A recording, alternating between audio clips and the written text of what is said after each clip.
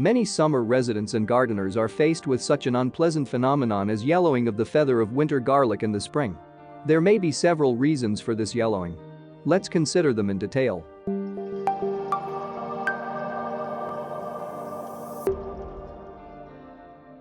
The first reason is acidic soil, which garlic does not like. If the soil in the area is acidic before planting, in the fall, it is worth deoxidizing it by adding dolomite flour, lime, and so on. If lime is applied, fluff, then it needs about 500 grams per square meter of highly acidic soil. In any case, lime consumption can be Googled. The second reason is an overabundance or lack of moisture in the soil. Garlic does not like either one or the other. How to solve the problem? I think you yourself know. I will not write extra text. The third reason is cold weather after the snow has melted. If warming does not come for a long time and garlic grows, its roots in the cold earth simply do not function as they should. And the plant begins to take nutrients from the pen. The result is clear: the pen turns yellow.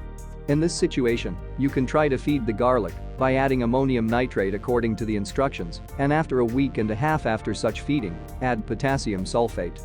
The fourth reason is the most unpleasant: Fusarium. This attack causes yellowing of the tips of the feathers of the garlic. With high humidity and elevated temperatures, the disease develops rapidly, affecting plantings. To prevent the development of this insidious disease, planting material must be disinfected before planting.